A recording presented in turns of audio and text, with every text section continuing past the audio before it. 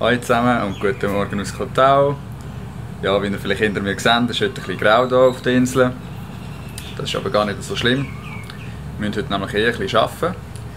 Für da gehen wir nachher in einen Coworking Space. Wenn ihr jetzt nicht wisst, was ein Coworking Space ist, dann erklären wir euch das dann nachher gerade noch im Detail. Bevor wir jetzt aber arbeiten gehen, wird es wieder mal Zeit für unser 7-Minuten-Workout. Das haben wir in Nepal 3 Wochen lang jeden Tag gemacht. Seit wir aber in Kotau sind wir nicht mehr so dazu gekommen. Aber heute machen wir es endlich wieder mal. Let's go! Bereite dich vor. Runde 1 von 1. Beginnen mit Hampelmann. 3, 2, 1.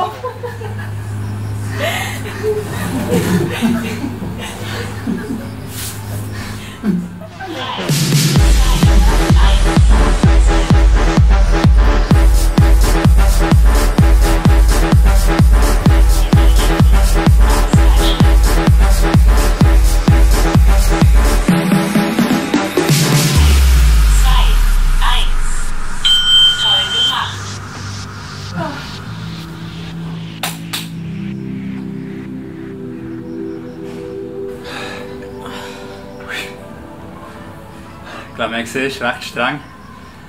Vor allem, wenn es so warm ist, so früh am Morgen. Jetzt brauchen wir beide mal eine Dusche.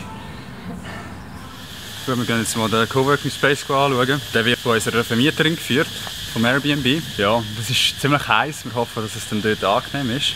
Es hat immer viele Leute, also sollte es eigentlich schon gut sein.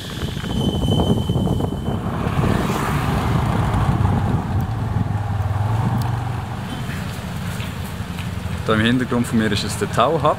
Wir haben es jetzt hier für einen Tag lang eingemietet.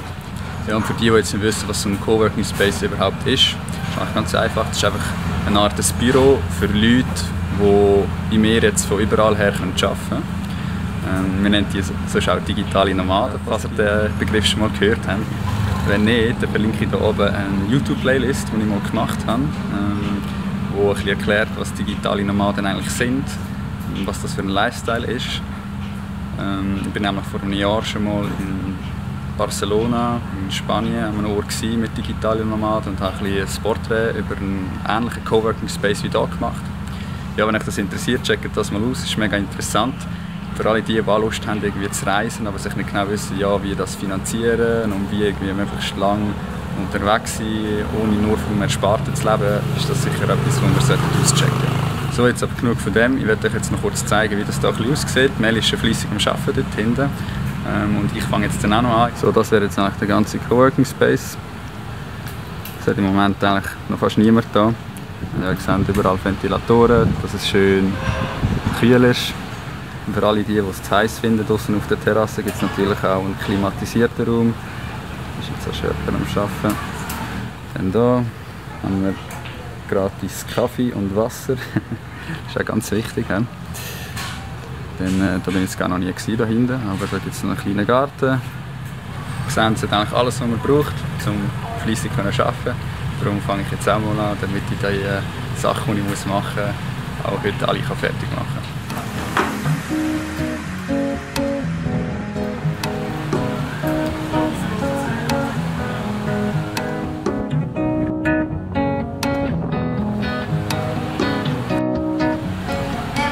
Nelly füllt gerade ihr LinkedIn-Profil aus. Sie probiert jetzt nämlich als virtuelle Assistentin zu arbeiten, die nächsten paar Wochen. Kannst du uns kurz erklären, was eine virtuelle Assistentin macht? Ja, eine virtuelle Assistentin macht eigentlich nichts anderes wie eine normale Assistentin, einfach dass sie halt ortsunabhängig schafft und nicht vor Ort ist. Es geht dabei vor allem um Unterstützung, um administrative Unterstützung, um Datenerfassung, Planung, Analyse und so weiter. Also das ist recht offen und ich schaue jetzt mal, wo ich da meinen Weg finden kann.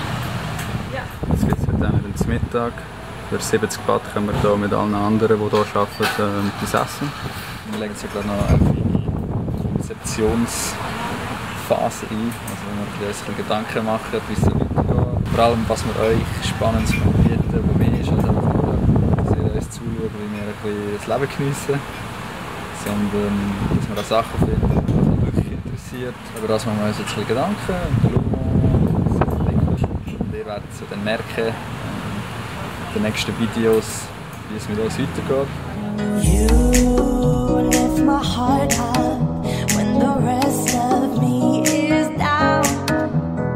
You enchant me even when you're not around. If there are boundaries, I will try to knock them down. I'm latching on them, now I know what. Wir sehen dann wieder mal eine Hängematte gefunden, die ich reinlegen kann. Ja, aber ich bin heute alles andere als auf der Faule gelegen, also wir beide. Es ist jetzt nämlich schon wieder 5 Uhr. Wir sind den ganzen Tag da und gearbeitet. Also mein Fazit hier von dem Coworking ist recht cool. Es gibt so viele Vergleichsmöglichkeiten, ich war ja noch nie so viel gewesen. Aber wir würden sicher wieder kommen. Auch wenn es für uns im Moment ein bisschen teuer ist, weil wir gerade im Moment noch nicht wirklich an Projekten arbeiten, wo wir viel Geld verdienen.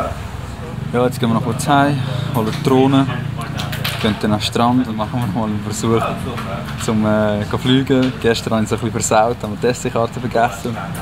Dass wir schauen, dass wir sie dabei haben. Und ja, dann schauen wir mal, was wir Schönes filmen können.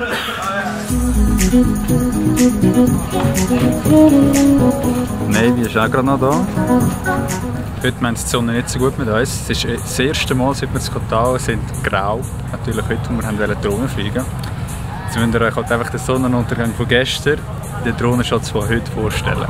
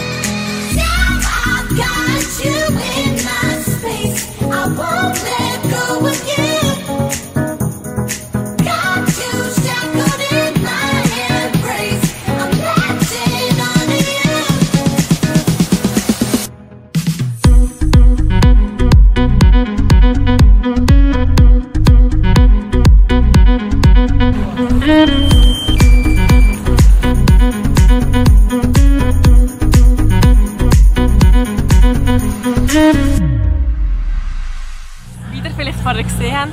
Ich habe einen kleinen Gruß in Sand geschrieben, weil heute hat eine sehr gute Kollegin von mir Geburtstag, Dani. An dieser Stelle, Dani, wünsche ich dir alles Liebe und Gute zum Geburtstag. Es wäre mega schön, dich heute hier zu haben, aber wir stoßen trotzdem auf dich an und drücken dich ganz fest. Ich würde sagen, mit dem schließen wir gerade den heutigen Vlog. Ich hoffe, ihr habt es interessant gefunden, mit uns dabei zu sein im Coworking Space und schaltet morgen wieder rein. Tschüss zusammen!